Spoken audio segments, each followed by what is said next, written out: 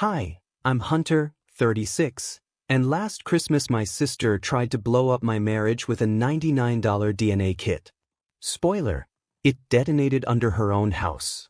On paper, my life's boring in the best way. Phoenix suburbs. Steady job.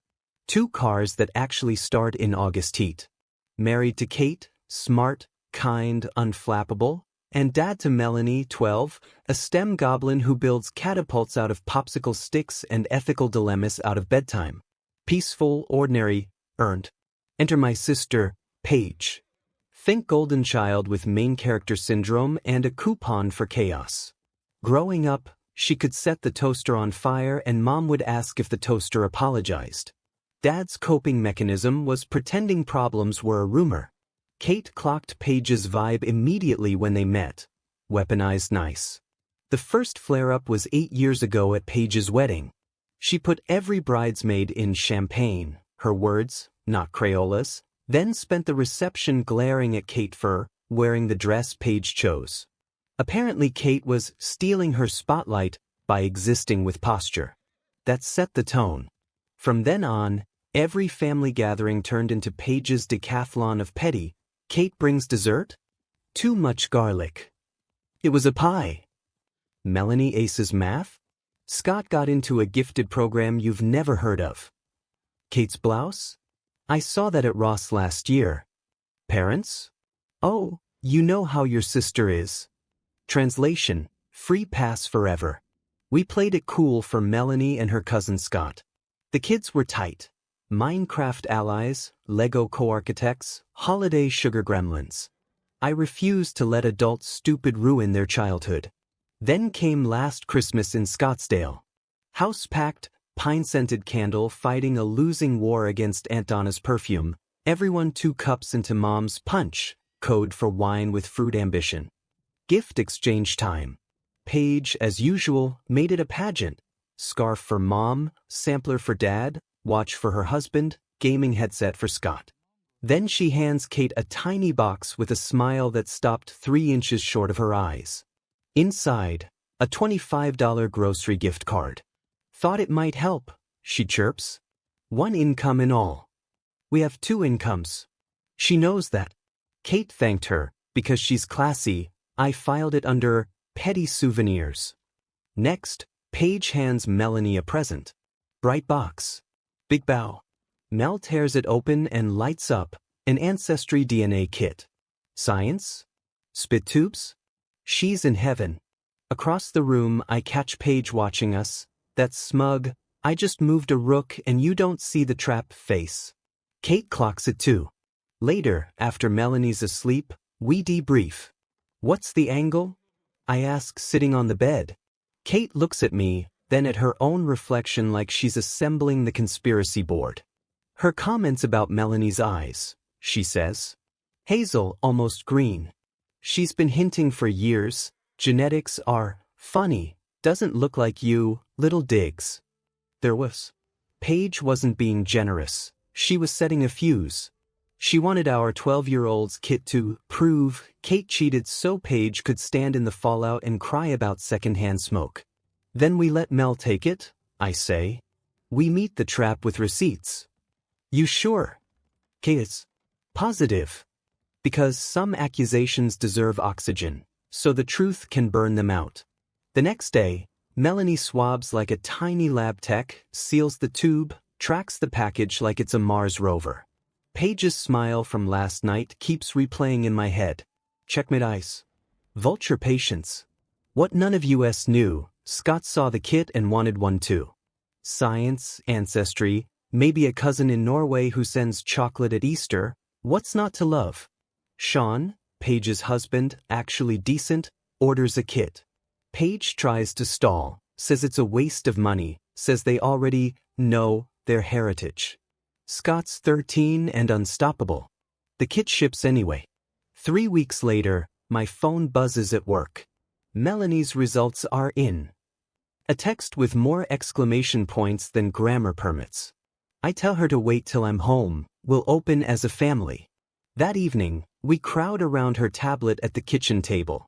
Ancestry breakdown, Mostly European, a splash of Mediterranean, a whisper of North African that Mel declares, extremely cool. Then the relatives tab loads. Top match appears. Hunter Mitchell, father, 50% shared DNA. Mel grins. Told you I'm definitely yours. I ruffle her hair. Kate and I share a silent high five with our faces. I take a screenshot. Send it to Paige with a single line. Looks like genetics work just fine. No response. Radio silence has never sounded so honest. 3 days pass. Then Sean calls. Can I come over? His voice sounds like a building after an earthquake, technically standing. 20 minutes later, he's on my couch, pale, hands shaking. Kate brings water he doesn't drink. Scott's results came in, he says. A pause so long the air goes brittle. I'm not his father. The room stops.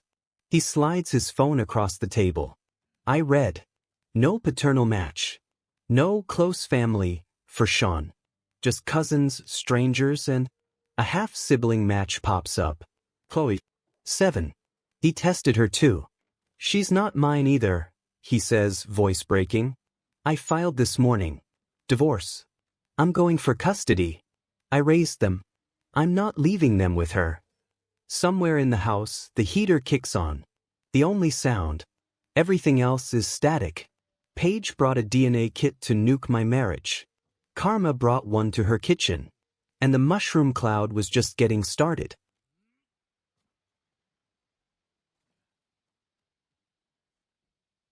News travels fast in my family, faster than common sense. Within 24 hours of Melanie's, "Hi Dad, 50% result, Mom called me with her concerned voice. Honey, Paige is very upset. She feels targeted. Targeted by what? I asked. Facts. She pivoted to the classic. You know how your sister is. I do. That's the problem. Paige stayed quiet for 3 whole days, record restraint, then detonated. Group text to the family lit up like a slot machine. Some people are trying to destroy marriages with science kits. Pray for us. 10 minutes later, my phone buzzed again. Sean, can I come over? He sat on our couch like the furniture was the only thing keeping him vertical. Scott's results. I'm not his father. He swallowed. I tested Chloe too. Same. Kate's hand flew to her mouth. My brain did that Windows hourglass spin. Does Paige know? I asked. He laughed without humor. She tried the tests are unreliable dance for 10 minutes, then admitted there was a guy from work. During a rough patch, she said. He shook his head. We never had a rough patch. We had bills, soccer practice, and a mortgage. He filed for divorce that morning. Full custody petition.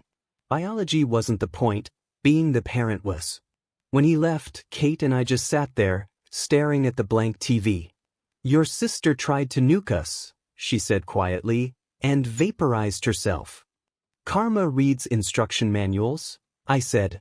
It was satisfying for exactly 9 seconds, and then the real weight showed up. 2 kids who didn't ask for any of it. By dinner, Paige was in full broadcast mode. She called Mom sobbing about one mistake and a vindictive husband. Mom called me to talk sense into Sean. I told her sense moved out of Paige's house years ago. Dad tried later, opening with, can't we keep this in the family? Translation, sweep the crater under the rug.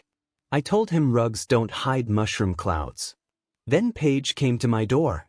Kate answered while I was in the kitchen. I heard the tone before the words. I need to talk to Hunter, Paige snapped.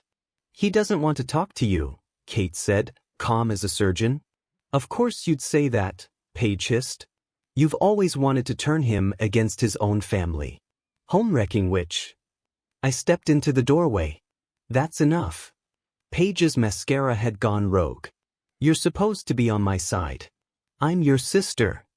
And Sean is a good man who didn't deserve to be lied to for 13 years, I said. You let him raise 2 kids you knew weren't his. It was a mistake, she pleaded, but there was a hard edge under the quiver. Okay? I messed up. But he's trying to destroy me.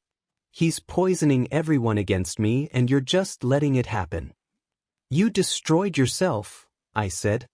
He's just cleaning up. The mask slid. You're choosing him over me, your own blood. I'm choosing what's right. She stared, eyes flat. Must be nice on that high horse, Hunter. When this blows up in your face, don't come crying to me. Paige, I said, soft enough to make her look up, you tried to blow up my marriage with a child's Christmas present. Silence. Then she spun on her heel and left, flinging one last, "You'll regret this," at our HA-approved shrubbery. We blocked her number that night. She pivoted to Mom, Dad, mutual friends, the church lady's chain text. The script mutated hourly. Paige the penitent sinner, Paige the framed innocent, Paige the mother whose cruel husband stole her children in the night. My parents ping-ponged between denial and weaponized guilt. Meanwhile, the kids were bleeding out emotionally. Scott stopped answering Melanie's texts. When he finally replied, it was a single, "Sray busy." The next week he got suspended for punching a kid who joked about his mom.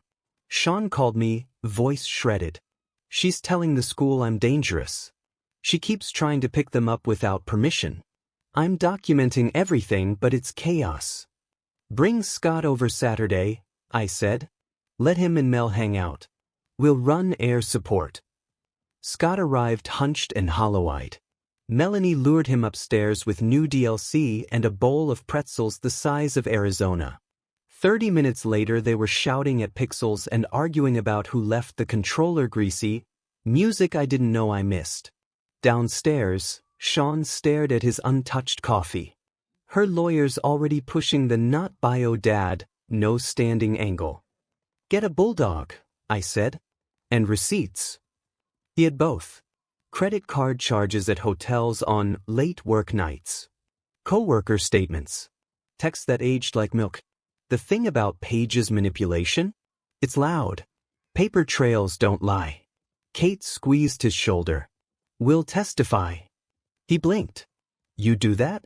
Against your own family? Kate smiled without warmth. Against your ex-wife's hobby. I started compiling a dossier that would make the FBI proud, years of Paige's passive-aggressive digs, the wedding dress meltdown, the Christmas grocery card for our one income, the DNA stunt. Kate added screenshots of her own, just between us, messages that read like a manual for emotional arson. We were done playing defense. And because I know my family, I opened the file cabinet labeled Things Paige Thought Would Never Have Consequences, and pulled out something vintage, Grandma and Grandpa's trust documents. Morality clause. Old school Catholic fine print. Adultery named in black and white. Dad as trustee. I didn't smile. But I did dial. Hey, Dad, I said when he answered. We need to talk about Grandma's clause. Dad answered on the third ring, that same half-sigh he's used since I was 12, and told him I'd dented the lawnmower. What about the clause? He asked, wary already. The morality one, I said. The one Grandma and Grandpa wrote into the family trust. The one about adultery. The pause. Then, Hunter, don't start. I'm not starting anything. Paige did. And you're the trustee, which means you have to enforce it. He sighed again, that deep, world-weary sound that's really just avoidance wearing glasses. Son, now isn't the time. Now is exactly the time, I said. The trust is clear. Engaging in adultery disqualifies a beneficiary. Paige cheated. You either enforce it, or I get a lawyer to make you do it. Silence. I could practically hear him blinking. You can't do that, he said finally. Actually, I can. And I will. Dad hated conflict almost as much as he hated admitting I was right. So I left him with that and hung up. Kate, sitting on the couch, raised an eyebrow. Did you just threaten to sue your father? I gave him a reality check, I said. There's a difference. She grinned. Remind me never to get on your bad side. Trust me, I said. Paige is there permanently. 2 weeks later, it happened. A certified letter went out to Paige, signed by Dad, witnessed by the family attorney. She was officially removed from the trust. Her 50 grand share split between me and our younger brother, Ben. When I read the letter, I felt something between satisfaction and disbelief. My dad, the eternal peacemaker, the let's not make a scene guy, had actually followed through. Maybe fear of court beat out fear of confrontation. Either way, Paige's halo cracked right down the middle. The reaction came fast. She called Dad, screaming, called Mom, sobbing, then called me. "You did this," she yelled, voice shaking. "You turned him against me." "No," I said evenly. "You did that when you broke the rules Grandma wrote." "You've always been jealous," she screeched. "You think you're better than me." "Paige," I said, calm as a funeral, "I just think I'm not you." She hung up. Then came the texts. Paragraphs of rage, insults, attempts at guilt. I saved them all, just in case she got creative later. Mom called next, crying so hard I could barely make out the words. "She's devastated, Hunter. You took away her inheritance. How could you do that to your own sister?" I took a breath. "You mean, how could Grandma and Grandpa do that? They set the rules. I just reminded Dad to follow them." Mom gasped like I'd said something sacrilegious. "You're heartless." "Maybe," I said. "But I'm consistent." She hung up. I stared at the phone for a while, then looked at Kate. "She'll call back in an hour," Kate said. "Pretend you didn't pick up." She was right. Meanwhile, Sean's custody case was heating up. Paige had lawyered up too, trying to flip the story, claiming Sean was abusive, controlling, obsessed with revenge. The works. Classic Paige, rewrite the narrative, make herself the tragic lead. Sean called one night, furious. She's saying I isolated her from friends. Controlled finances. That I'm dangerous. None of it's true, but people are believing her. "Who?" I asked. "Your parents, for one." "Of course. My parents couldn't find a moral backbone with GPS. I told him what I tell everyone in Paige's blast radius. Don't fight on her battlefield. Bring receipts." He had plenty, text threads, emails, statements from coworkers. Paige's version of truth couldn't survive Wi-Fi. But the stress was eating him alive. Scott had started acting out, getting into fights at school. Chloe had nightmares. Paige, meanwhile, showed up at the kids' school trying to surprise them at lunch. The school had to call security. It was unraveling fast. So I made a decision. "Sean," I said, "bring the kids this weekend. Let them be kids for a day.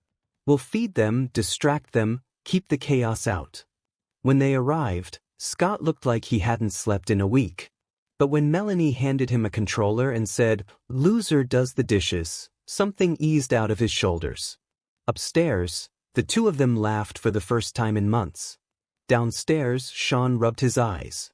"She's making my life hell," he said. "But Julia, my lawyer, she thinks we can win." Kate looked at me. "He's going to need witnesses." I nodded. "He's got them." "Who?" "Me." "And whether they like it or not." "Mom and Dad." Kate blinked. "You're subpoenaing your parents?" "Julia is," I said. "They'll either tell the truth about Paige or commit perjury. Their choice." Sean looked like he might cry. "I don't know how to thank you." "Don't," I said. "Just win." The court date was set for a Tuesday morning, 9 a.m., downtown courthouse. I woke up early, suit pressed, stomach in knots, not from nerves but from anticipation. 10 years of Paige's drama had led to this moment. A judge, a transcript, and no room for spin. When Kate came downstairs in her navy blazer, she looked calm. I wasn't. My coffee was shaking like it had stage fright. "You ready?" she asked. "Ready enough," I said. "It's Paige. She'll either sob, lie, or combust." "Why not all three?" Kate smirked. We met Sean and his lawyer, Julia, outside the courtroom. Julia was sharp, no-nonsense, mid-30s, Hair in a bun that could slice steel. Paige arrived 5 minutes late, of course, flanked by her lawyer, the exact type you'd expect her to hire. Spray tan, crocodile smile, too much cologne, and a briefcase that probably just held a mirror. Paige wore a modest beige dress and a halo of fake humility. She even dabbed her eyes before walking in. I swear, if she could have arranged angelic lighting, she would have. The judge, a woman named Brennan, entered like she'd seen every flavor of Family Meltdown and had zero appetite for another. "Let's proceed," she said. Julia opened with facts. Not emotion, not moralizing. Just receipts. The DNA results proving Sean wasn't the biological father. The years of deception. The affair, the texts, the credit card charges at hotels during work conferences. A timeline so airtight it could suffocate. Then Paige's lawyer stood up and spun his web of delusion. "My client made a mistake but remains a loving mother. This case is about forgiveness, not punishment." Judge Brennan's face didn't move an inch. She looked like someone watching a bad movie on a long flight. Then came the witnesses. Sean went first. Calm, steady, heartbreak in his voice but not a trace of anger. He told the truth, how he'd raised those kids, bathed them, bandaged knees, paid bills, packed lunches. "They're my kids," he said softly. "Nothing changes that." Then Paige took the stand. Her performance could have won a daytime Emmy. Quivering lip, shaking hands, a single tear. "I made a terrible mistake," she said, voice cracking just right. "But I never stopped loving my children." Julia stood up for cross-examination, expression neutral but eyes sharp. "How long did this mistake last?" Paige hesitated. "A few years." "So, not one mistake, but a pattern." Yes. "And during those years, you allowed your husband to believe the children were his?" Paige looked at her lap. "Yes." "Did you ever plan to tell him?" "I didn't want to hurt him." Julia's tone didn't change. "So you chose to let him raise 2 children under false pretenses, rather than be honest?" Paige started crying harder. "I didn't plan for this to happen," she said. "Sean's trying to destroy me." "Ma'am," Julia cut her off. "You destroyed yourself. We're here because you lied." The courtroom was silent except for Paige's hiccuping sobs. Even her lawyer stopped taking notes. Julia sat down like she'd just finished surgery, precise, clean, final. Then it was my turn. I swore in, sat down, and met Paige's eyes. For once, she didn't look defiant. Just furious, cornered animal energy. "Mr. Mitchell," Julia began, "you're Paige's brother, correct?" "Yes." "And you've known her your entire life?" "Unfortunately." A few quiet laughs rippled through the room. The judge didn't smile, but her eyes twitched like she wanted to. Julia continued. "Can you describe your relationship with your sister?" I exhaled. "Paige has always been manipulative. She lies, plays victim, and blames everyone else for the messes she creates." "Can you give examples?" "The wedding," I said. "She accused my wife of trying to outshine her for wearing the dress she picked. Years of insults toward my wife. The fake concern gifts. The DNA test she gave my 12-year-old daughter for Christmas, to imply my wife cheated." That got the judge's full attention. Julia nodded. "And what was the result of that DNA test?" "It proved my daughter is mine. 50%. Paige's attempt to cause chaos backfired." "Objection," Paige's lawyer said. "Speculation." "Overruled," the judge said dryly. "He's testifying to the result." Julia smiled faintly. "Mr. Mitchell, in your opinion, is your sister capable of manipulating her children the way she's manipulated others?" "Absolutely," I said. "Paige doesn't care about truth, only control." Paige glared at me like she could set my tie on fire. I didn't flinch. Kate testified next. Calm, kind, devastatingly detailed. She talked about the Christmas dinner, Paige's years of digs, and how Paige had deliberately tried to humiliate her in front of family. She enjoys seeing people doubt themselves, Kate said. It's power to her. But the knockout punch came from the unexpected, Scott's school counselor. She described how Scott told her he felt safer with Dad, how Paige made him feel like he had to choose sides, how the conflict was wrecking his grades and sleep. He said his mom tells him his dad is a liar, the counselor said quietly. And he doesn't know who to believe anymore. Paige's lawyer tried to object, but the judge waved him down. After 2 days, everyone in that courtroom knew the truth. Paige wasn't a misunderstood mother. She was a hurricane that insisted it was raining everywhere else. When Judge Brennan came back after recess, the room went still.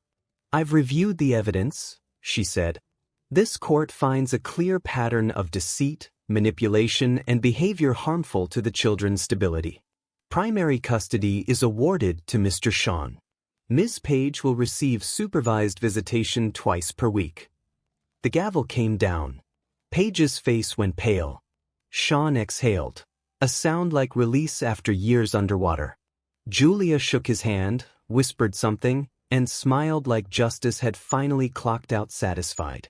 Outside the courthouse, Paige stormed past us, sunglasses hiding tears, heels snapping like gunfire. She didn't look at me. Didn't need to.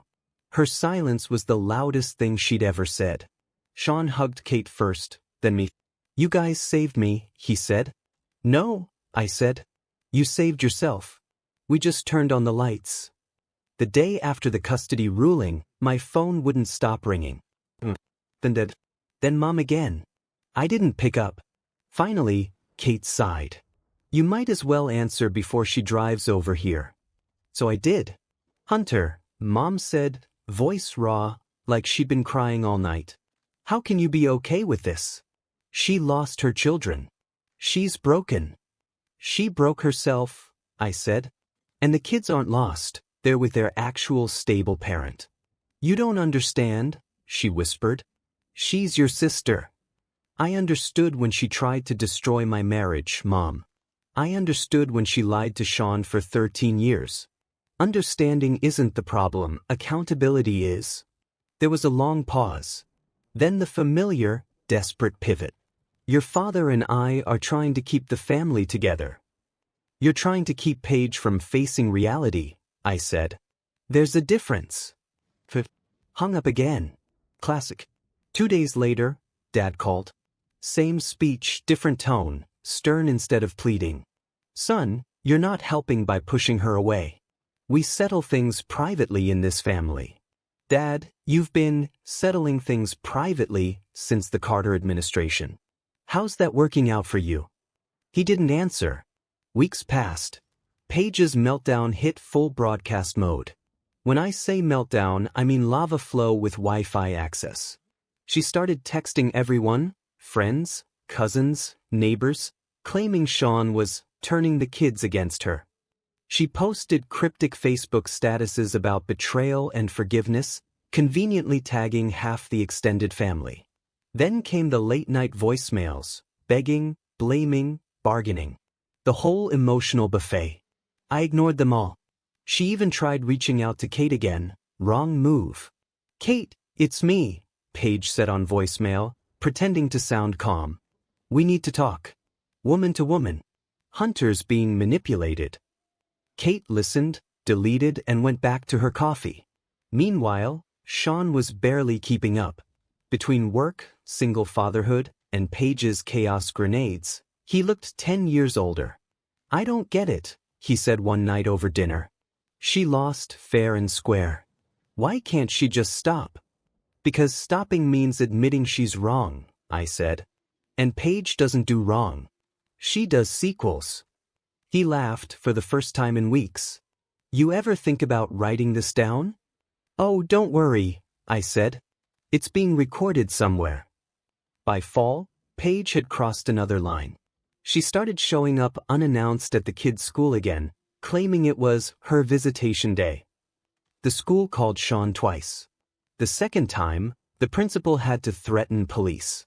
Paige screamed about parental alienation, in the parking lot until security escorted her out. It got back to the judge within a week. Her visitation was suspended until further notice. That was the beginning of the real unraveling. Mom called again, sobbing this time for real. She's devastated, Hunter. She says she has no one left. She had plenty, I said. She just used them like tools until they broke. You're cruel. I'm realistic. She hung up again.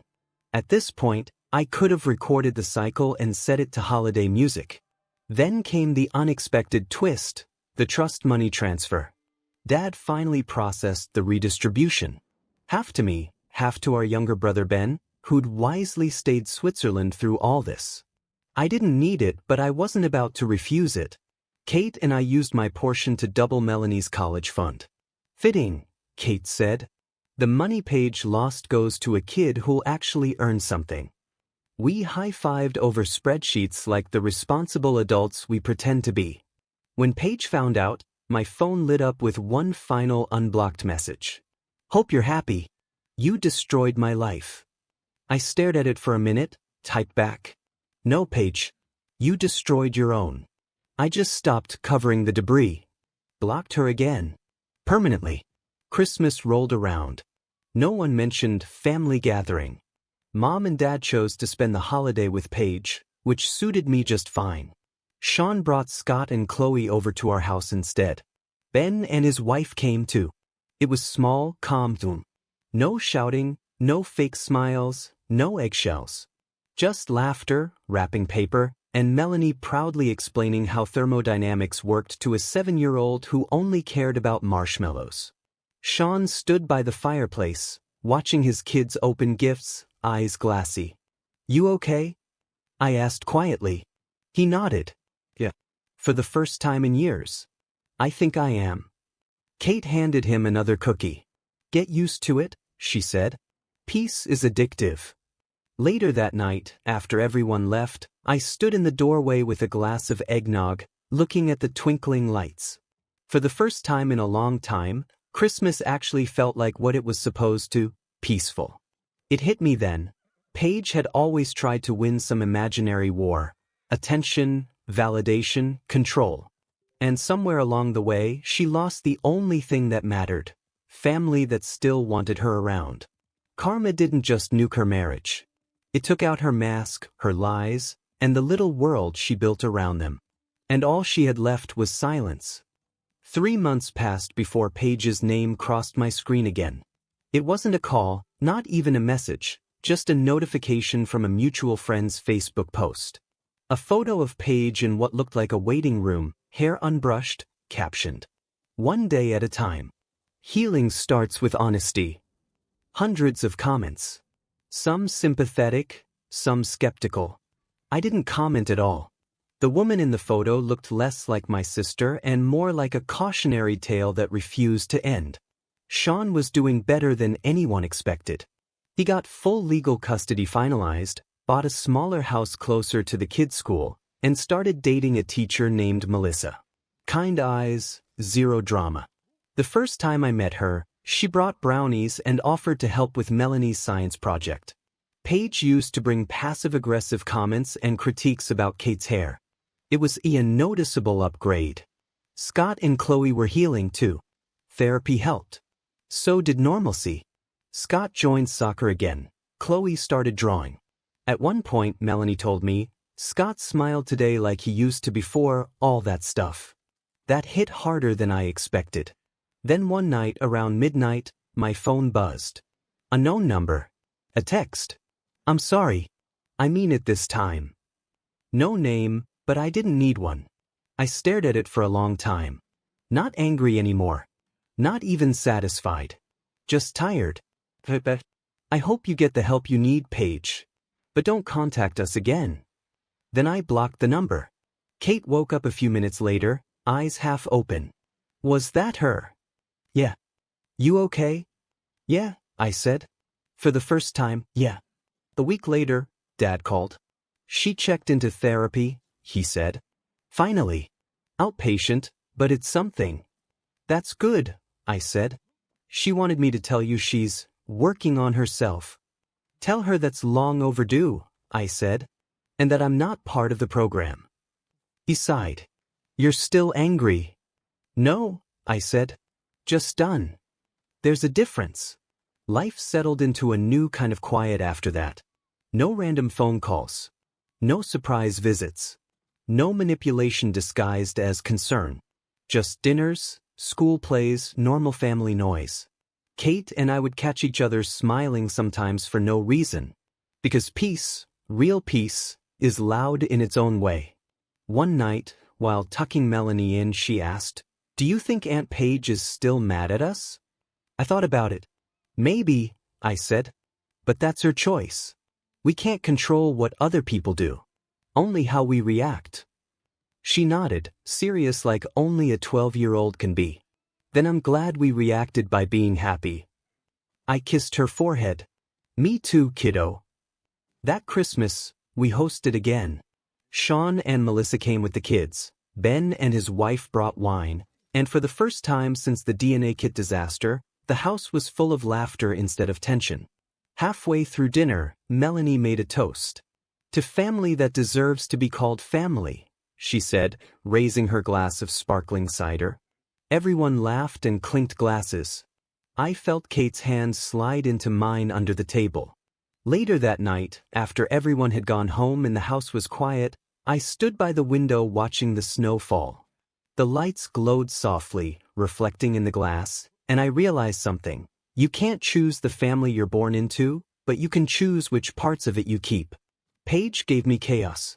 But in a roundabout way, she also gave me clarity on loyalty, on boundaries, on what real love looks like. And maybe that's the final irony.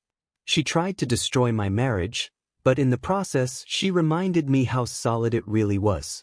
Some lessons come cheap. Others cost 50 grand and a court case. Hers cost everything.